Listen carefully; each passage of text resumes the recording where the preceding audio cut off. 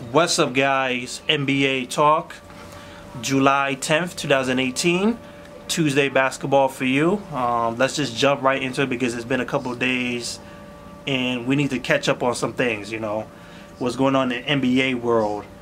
And we're going to start things off with the Houston Rockets because it's very important to look at it because they, last season, #1 in the Western Conference, #1 overall in the NBA record-wise. They're one of the top offensive teams in the league, one of the top defensive teams in the league. And this offseason has been one of the worst out of any other teams. The Houston Rockets went down. And one thing's for sure, they're not going to get that #1 spot. Not again. They got Chris Paul. That's like good thing, and also how they require them is a bad thing. Like, they got him back, Chris Paul, because you need his skills, and his defensive mindset really changed the culture of the Houston Rockets last season. It really did. It did numbers. Like, we didn't expect that to happen. So his skills is definitely much needed. But the money is a big problem because even though they didn't give him the max deal, which is, thank God they did not, because that would have been a bad thing at all. Chris Paul getting a 4-year deal, still kind of overpaid because injuries is becoming a huge problem. He will be 37 years old when his contract expires, I believe. Unless there's a player option in that 4th year, he's going to be up there in age. And he has been injured since he's been with the Clippers, like a lot. He's not often on the court, and he was definitely missing in the conference finals. So this is already a big deal, of course. The Houston Rockets probably wanted a little bit more elbow room, a little bit more cap space from Chris Paul, but Chris Paul won his money. Like, he gave up $200 million to come to Houston to win a chip. They could have been on their way to win a chip if given the chance.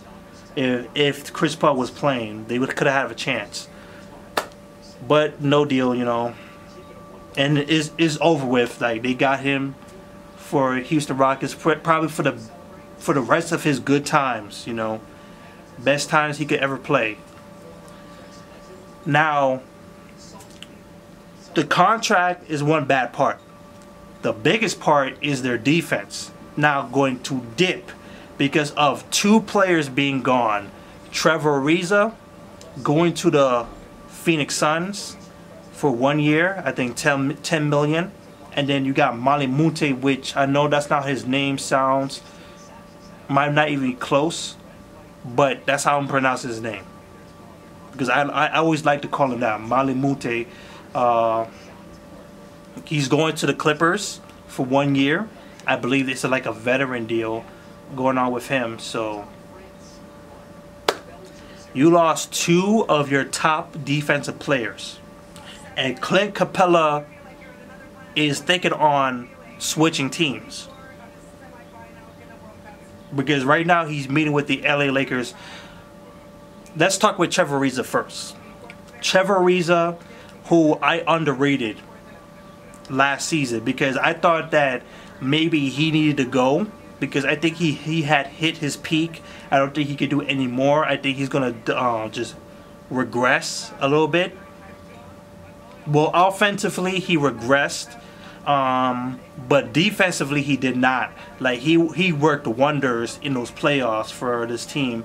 Like, especially for the Warriors, like he did some very good moments guarding up Kevin Durant. He could be one of the only few people who could guard Kevin Durant, and now he's gone to Phoenix to be a veteran to a younger audience. He probably did that for the money because obviously they would probably got Trevor Ariza for even a smaller deal like that, like lower because they're trying to save money caps for like a LeBron James, Carmelo Anthony that they're trying to get, which we're going to talk about in the last few minutes of this video. So yeah, he's gone. He's probably the most important piece gone for the Houston Rockets.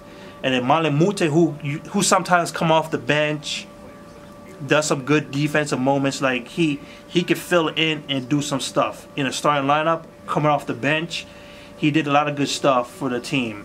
And also he could spread the floor too a little bit. He could do some things. And then we have Clint Capela, who is still undeciding where he should go because he wants 100 mil. The Houston Rockets wants to give him 60 mil for 4 years.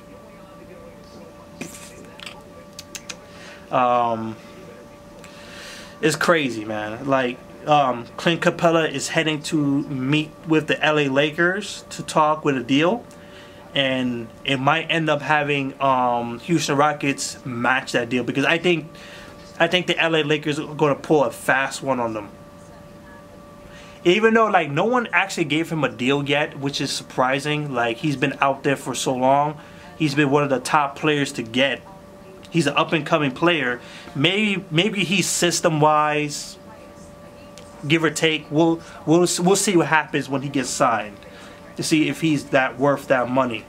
Clint Capela, he wants his money. He wants that 100 mil. I believe that's like 5 years. I think 5 years, 4 years. Hopefully not 4 years. 5 years. Meeting with the LA Lakers. He might meet with other teams as well. We'll see what happens. But if they lose Clint Capela, that's the third blow.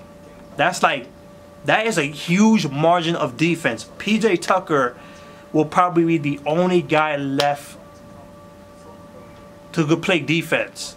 Chris Paul, yes, he can play defense, but the more focused defensive player is PJ Tucker. He's going to be the only one there left, and that's not good. A lot of the defensive players are not there. Even Tariq Black is still free agent. I'm surprised they haven't signed him back yet. And then you have Carmelo Anthony, and their sole pursuit on getting Carmelo Anthony, which I have a problem with that. Like, I thought at first that would have been good because a couple of years ago, there were rumors when he was a free agent in New York, he could have gone to the Houston Rockets. He could have gone to the Chicago Bulls, but Houston Rockets was definitely one of those teams that he could have signed with. It would have been a good fit for him at the time when he was in his prime, but nope, not now. After this last offseason and the mindset, that's most importantly, the mindset of Carmelo Anthony being a starter, a guy who wants the ball all the time. He wants to play his own basketball.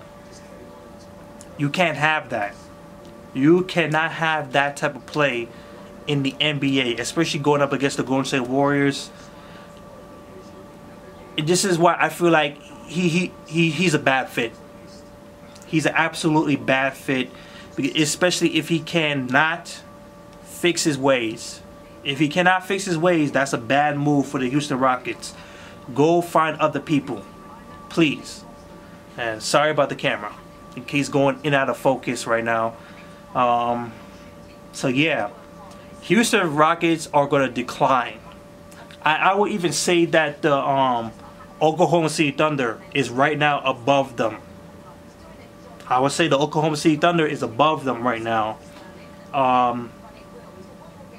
If the LA Lakers can build themselves right, they could be above the Houston Rockets. And I'm sorry if I'm disrespecting Houston Rockets. It's just that they have lost so many pieces. Important pieces. That is not good. That is absolutely not good for the Houston Rockets. Especially when they're... It's tough, man. Houston Rockets are in a bad situation right now. So, that's it for me. Leave your comments below about the situation with Houston. What do you think? Are they okay? Are they not? There you go.